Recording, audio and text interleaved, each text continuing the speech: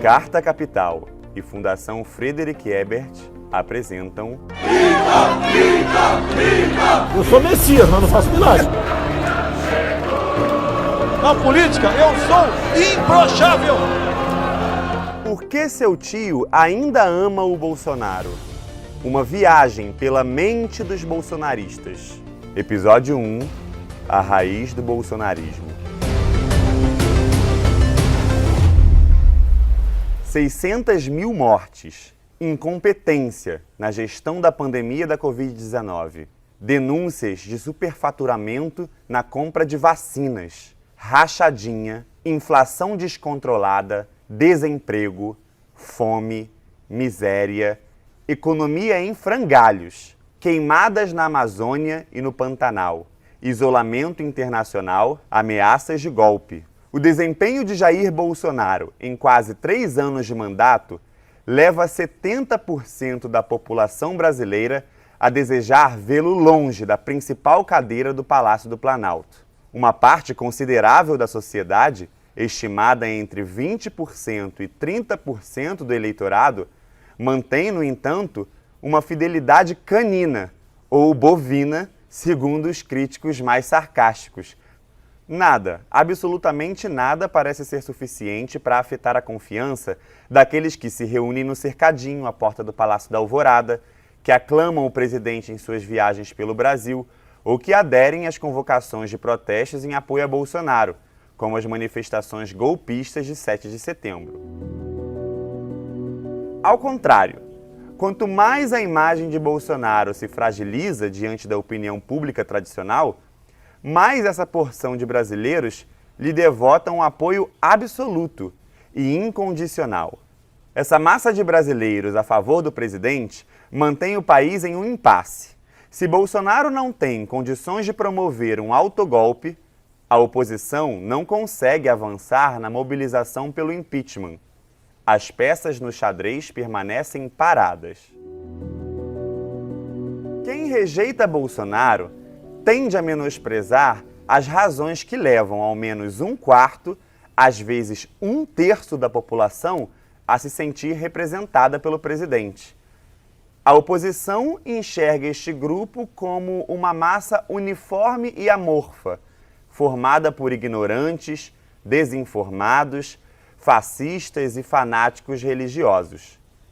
Um abismo separa os dois mundos, os dois Brasis, e as realidades seguem em paralelo. Mas quando se olha com atenção e se tenta, de forma genuína, entender o fenômeno, o quadro é bem mais complexo. Existem fissuras na relação entre o mito e os seus apoiadores. Há meia década, as cientistas sociais Esther Solano e Camila Rocha realizam pesquisas qualitativas e acompanham periodicamente grupos de eleitores de Bolsonaro e apoiadores do impeachment de Dilma Rousseff. Os contatos frequentes com esses eleitores permitiram a Solano e Rocha traçar um perfil profundo dos bolsonaristas, trabalho que deu origem ao livro O Paradoxo Bolsonaro, lançado na Europa recentemente, e a diversas publicações acadêmicas no Brasil. Existem nuances entre os eleitores de Bolsonaro, indicam essas pesquisas. A parcela de arrependidos está mergulhada em uma desilusão profunda e irreversível. Outra porção enxerga falhas, mas ainda está disposta a dar crédito ao ex-capitão. E uma terceira, mais fiel, a cada sinal de fracasso ou de falha do ídolo, se torna mais apaixonada e se prende ao mundo paralelo da negação e das fake news. Que laços profundos atam o ex-capitão à sua base? Quais as condições que permitiram a ascensão ao mais alto cargo da República de um inexpressivo deputado que passou quase 30 anos no Congresso com apenas 2 projetos que avançaram e que construiu uma carreira baseada em ofensas e mentiras? Seria um fenômeno passageiro? Ou o bolsonarismo fincou raízes no ambiente político? O que, enfim, explica o mito?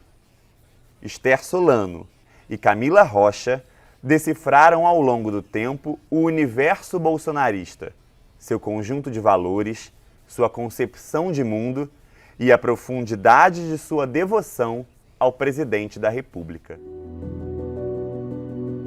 Das origens do bolsonarismo à sua mais aguda crise, as pesquisadoras traçaram a trajetória do parlamentar do baixo clero, que aos poucos, na surdina, sem ser percebido pelo mainstream, cunhou a imagem de outsider, do homem habilitado a mudar tudo que está aí. Essa foi uma imagem captada desde as primeiras conversas das pesquisadoras com eleitores bolsonaristas, conforme se depreende dos depoimentos a seguir. As vozes que você ouve neste episódio são da equipe de Carta Capital. O Bolsonaro era uma luz no fim do túnel, né? O Bolsonaro era uma mudança, eu tinha muita esperança dele mudar as coisas. Para mim, ele era algo diferente, um diferente que poderia dar certo. Eu achei diferente a maneira de ser, irreverente. Aí eu pensei, isso aí pode ser legal, né? Aí veio esse novo candidato aí, prometendo Deus e o mundo e dizendo: vou ser revolucionário, estou aqui realmente para ajudar. Segundo Esther Solano, professora da Universidade Federal de São Paulo, a Unifesp, Bolsonaro não encarna o herói clássico, perfeito, invencível, mas o mito do homem comum, de gente como a gente, suscetível a falhas.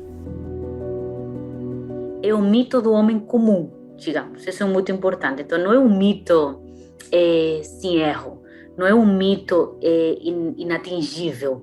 Justamente o valor de Bolsonaro é que é um homem comum que levou-se à categoria de mito. Então, como homem comum, ele comete erros. Como homem comum, ele tem suas falhas. Como homem comum, ele comete seus equívocos. Isso é muito importante, mas isso é muito poderoso. Justamente porque um mito perfeito é inatingível. Ninguém consegue ser um mito perfeito. Mas um mito de homem comum, qualquer poderia ser. O homem comum, essa ideia dos apoiadores mais fiéis fala muito isso. Bolsonaro é gente que nem a gente, né? Essa ideia de qualquer um poderia chegar lá. Então, um pouco também essa ideia de que ele nasceu, surgiu de nós, ele é um como nós, ele ainda, inclusive, tem uma identificação conosco, com o povo, com o homem medíocre, né? Típico, mas ele chegou até lá. Isso é muito poderoso em termos de simbologia. A imagem de um homem comum, autêntico, se mistura à crença de um político apegado a valores tradicionais, terrivelmente religioso e defensor da família. Mas o futuro presidente também apostava em outro estilo. Eu sou favorável à tortura, tu sabe disso. O parlamentar havia construído uma carreira histriônica que lhe garantiu sucessivas reeleições ao cargo de deputado, mas nunca o tirou do anonimato. Essa trajetória foi baseada na agressão aos adversários, principalmente a mulheres, e na exploração de polêmicas bobas ou falsas. O Brasil mudou. Temos um governo, um presidente que é leal ao seu povo, que reconhece os seus militares e que acredita em Deus. Durante a campanha de 2018, Bolsonaro operou, porém, o milagre da conversão em vários sentidos. Intervencionista no passado, passou a defender o ultraliberalismo. Antes católico, foi batizado nas águas do Rio Jordão e se tornou evangélico. Casado 3 vezes, em relações conturbadas, apresentou-se como o esposo dedicado e o pai de família amoroso. Embora tenha colocado a soberania a serviço de Donald Trump e tenha prestado continência à bandeira dos Estados Unidos, define-se como patriota. Que ideal de Deus, família e pátria une Bolsonaro e seus seguidores? Com a palavra, Esther Solano. Bolsonaro representa esse lugar de pertencimento a esse Brasil conservador, mítico, né, romântico, que nunca existiu, onde as coisas eram muito mais organizadas existencialmente, onde era um Brasil muito mais branco, muito mais cristão, muito mais heteronormativo, muito mais patriarcal, muito mais seguro em termos existenciais, né? Então, Bolsonaro representa tudo isso. Quando nós fazemos entrevista com esses mais fiéis ou radicais, que ainda hoje estão com Bolsonaro, que foram no dia 7 de setembro às ruas e que dizem que voltarão de novo, né, sem nenhuma dúvida, eles manifestam isso. A gente apoia Bolsonaro, por quê? Porque há uma identificação perfeita entre Bolsonaro, pátria, a nação brasileira mítica, romântica, que eles desejariam que existisse. Então, de alguma forma, defender Bolsonaro significa defender esse Brasil que eles desejam, né, que eles anseiam com tanta vontade, que não existe mais. É o Brasil onde eles se sentiriam realmente pertencentes. Então, deixar de alguma forma cair Bolsonaro significa deixar cair esse sonho, né? essa utopia desse Brasil conservador mítico e, portanto, deixar cair também tudo o que significa isso. A defesa de uma família ideal e de um tempo imaginário no qual imperava a ordem não atrai apenas homens. Muitas mulheres, apesar de serem as maiores prejudicadas pela celebração do sistema patriarcal, aderiram ao discurso bolsonarista, em contraposição ao que consideram um mal, o avanço do feminismo, dos direitos LGBT e da reivindicação de parcelas minorizadas da sociedade, como revela esse depoimento. Eu sou mulher sim, mas eu não sou feminista. O tempo todo de mimimi, com essa coisa de vitimismo, todas radicais, querendo passar por cima de homem. Feminazi, eu não gosto nada disso. Olha, eu sou empresária, eu vivo bem, estou bem na vida e nunca precisei de feminismo. Se a gente luta, a gente consegue o mesmo que os homens. Mas essas mulheres parecem que só sabem chorar e colocar a culpa em homem. São exageradas. Ou este. Os direitos humanos estão defendendo aí causas que a sociedade não concorda. Eles estão defendendo os bandidos. É uma inversão de valores. Mas é aquilo. Eles estão aí defendendo não o direito dos humanos, mas o direito dos manos. O preconceito dos bem-pensantes do Brasil, dos chamados intelectuais, igualmente empurrou os evangélicos para a órbita de Bolsonaro. As pesquisas de Esther Solano e Camila Rocha captaram ao longo dos anos um ressentimento dos cristãos pentecostais e neopentecostais em relação à maneira como são retratados, em geral, pela mídia e pela academia. Eu sou evangélica, eu vou na igreja porque eu sinto paz, gosto de ir lá. E parece que a gente tem que pedir perdão às vezes. Ah, o evangélico é burro, o evangélico só vota no que o pastor diz. E eu lá me meto na vida deles. Eu vou na igreja muito e convivo com os irmãos. Na eleição, o pastor disse para não votar em ninguém, mas a gente falava muito de política lá. Eu votei no Bolsonaro porque ele parecia ser um homem de Deus e de família e tinha medo do PT querer destruir a nossa fé. Bolsonaro não era a primeira, nem a segunda, nem a terceira, quarta ou até mesmo quinta opção para impedir a volta do PT ao poder em 2018. Sua candidatura, inicialmente menosprezada, a exemplo do que aconteceu com Donald Trump nos Estados Unidos, atropelou, no entanto, os concorrentes. Diante do crescimento de Fernando Haddad, escolhido por Lula para representar o PT, o antipetismo, maior força eleitoral de 2018, enxergou em Bolsonaro a única alternativa de impedir o retorno dos petistas e quase lhe deu a vitória no primeiro turno. Um candidato sem base eleitoral, sem tempo de TV, sem apoio das elites, ao menos no primeiro momento, que se recusava a participar de debates e que concedia entrevistas folclóricas. Esse candidato encarnou, no fim, o sonho de mudança. O cientista político Cláudio Couto, professor da Fundação Getúlio Vargas, analisa o fenômeno.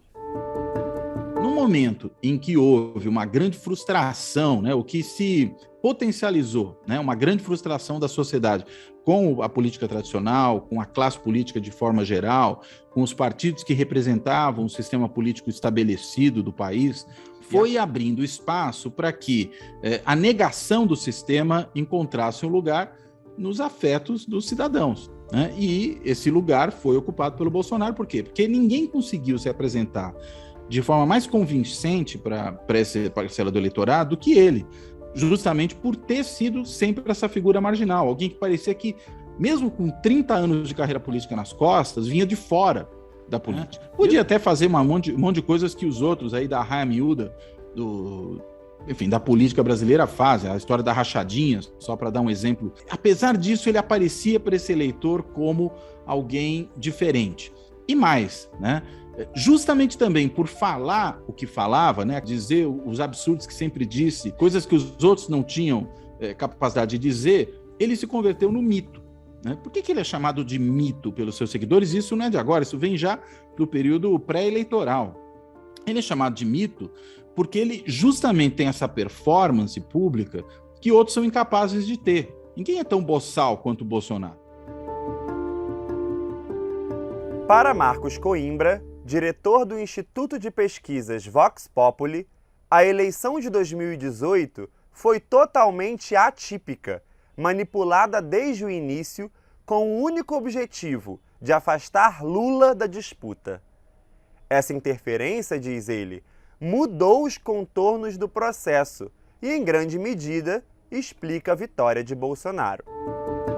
Cuja responsabilidade não é do eleitorado. Ele foi induzido ao erro. Foi induzido ao erro por um conjunto de intervenções extremamente focalizadas de pedaços da elite para inviabilizar a candidatura do Lula, que em condições normais de temperatura e pressão teria derrotado, assim, brincando o seu Bolsonaro. E por um conjunto de manobras que levaram a eleição para a mão do Bolsonaro. Então não foi um erro, entre aspas, do eleitor popular.